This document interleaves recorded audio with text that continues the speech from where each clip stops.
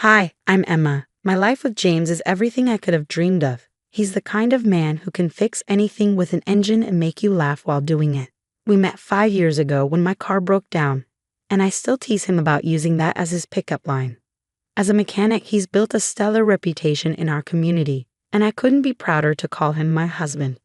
Last spring, I was focused on building my photography business, specializing in corporate events and professional headshots. I had just finished setting up my new studio when Sarah, my sister, dropped by unannounced.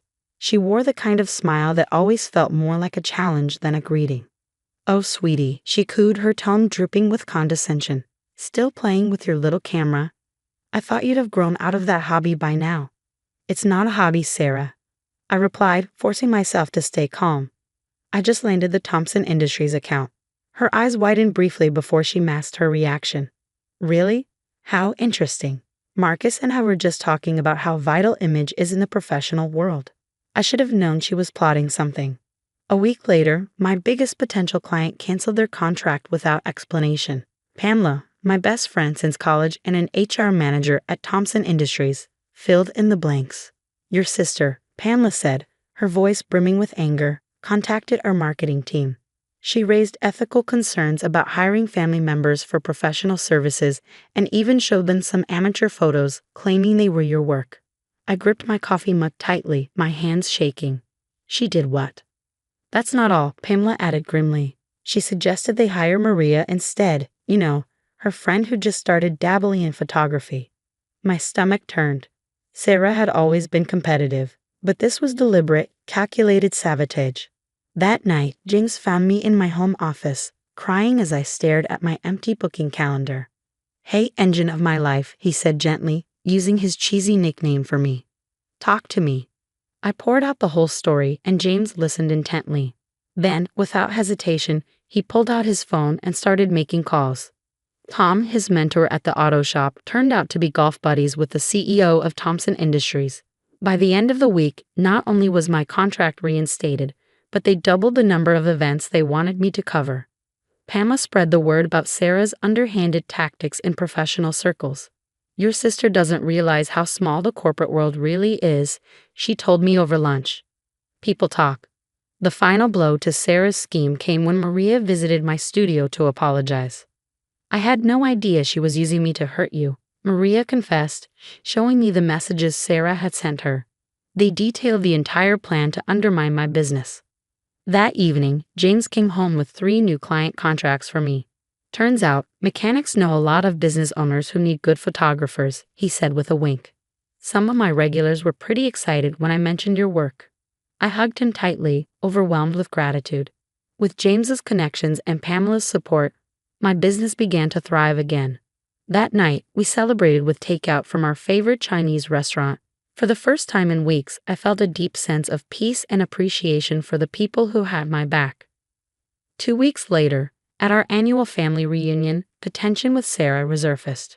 She and her husband, Dr. Marcus, arrived in a brand new Mercedes, making sure everyone noticed.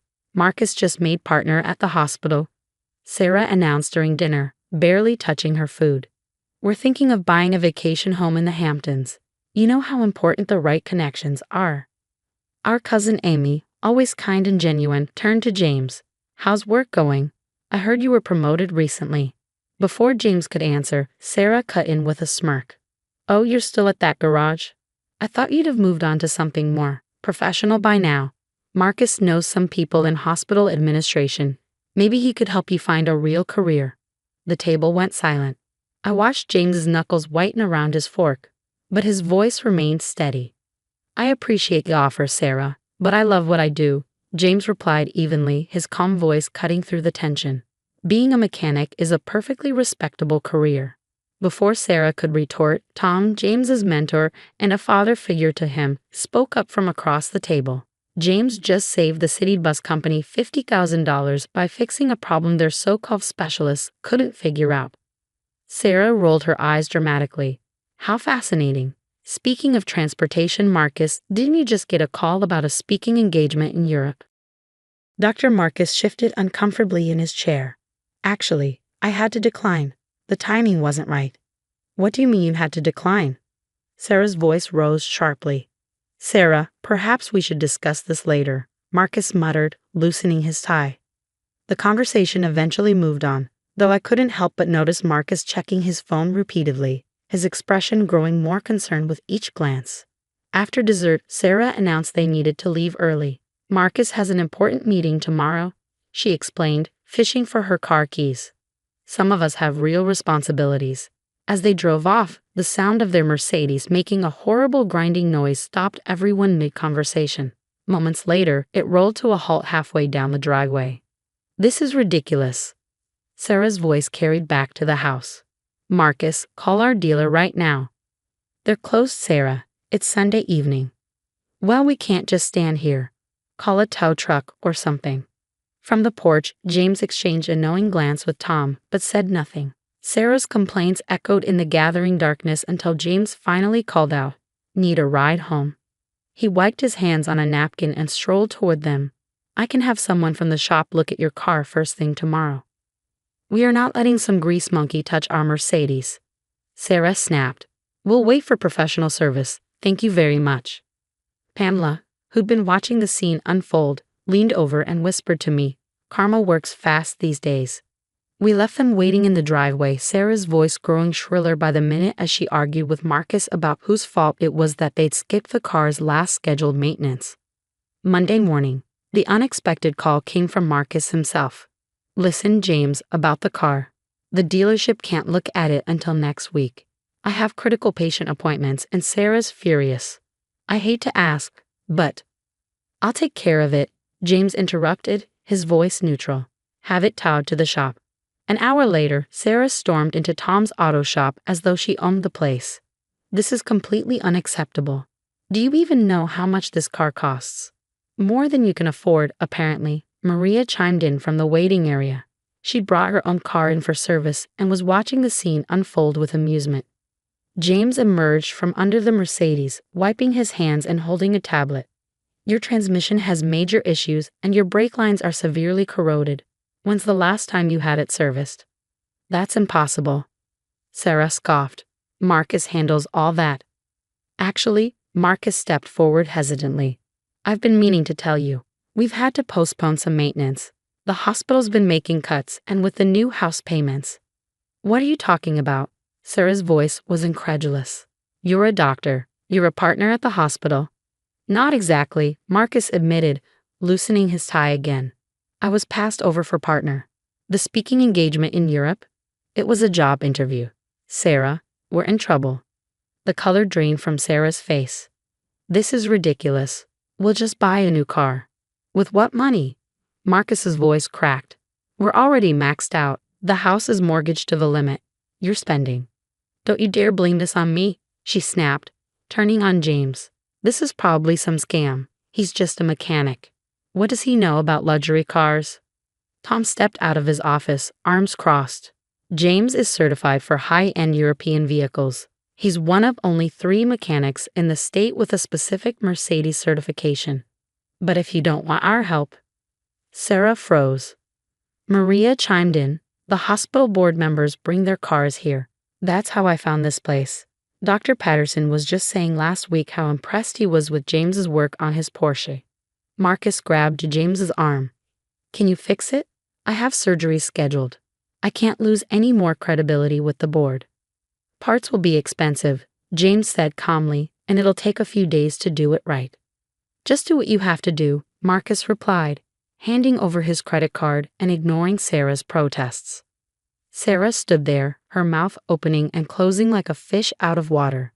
Every eye in the waiting room was on her, including several people she recognized from her social circle. "I'll wait in the car," she muttered. "Good luck with that," Maria called after her. "It's not going anywhere."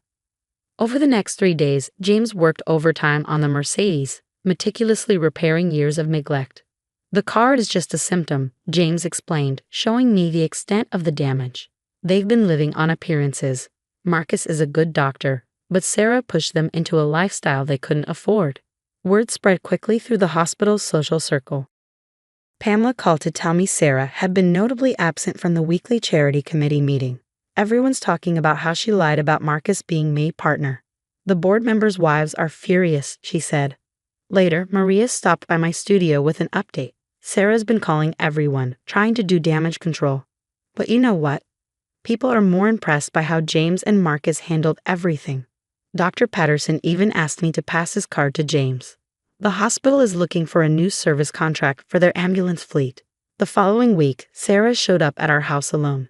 She looked different. No designer handbag, no meticulously styled hair. She sat stiffly on the couch, her posture as rigid as her expression. "I suppose you're happy now," she said, her voice bitter. "Everything's falling apart.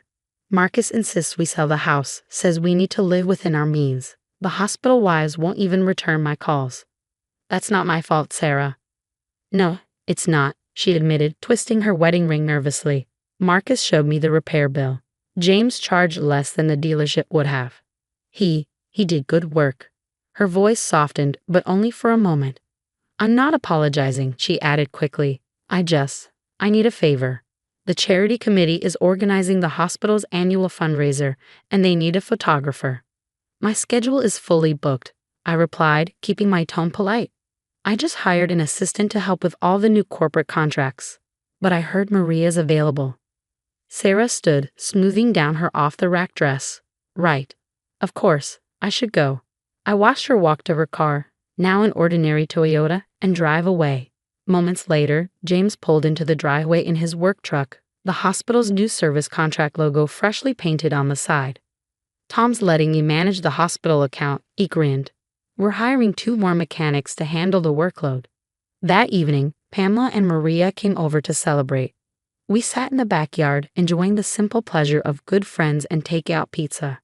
"Did you hear?" Pamela asked, taking a sip of her drink. "Marcus finally stood up to Sarah. He's taking that position in Europe, said they need a fresh start. Sarah has to either go with him and live on a regular doctor's salary or stay here on her own." "Sometimes people create their own karma," Maria mused. "All you have to do is let them." James squeezed my hand as we watched the sunset. We didn't need expensive cars or vacation homes. We had something far better: respect, honest work, and people who genuinely cared about us. In the end, that's what truly matters. Have you ever dealt with someone who looked down on your profession or life choices? How did you handle it? Share your stories in the comments below. I'd love to hear how you stood your ground and stayed true to yourself. Don't forget to like and subscribe for more inspiring stories like this one.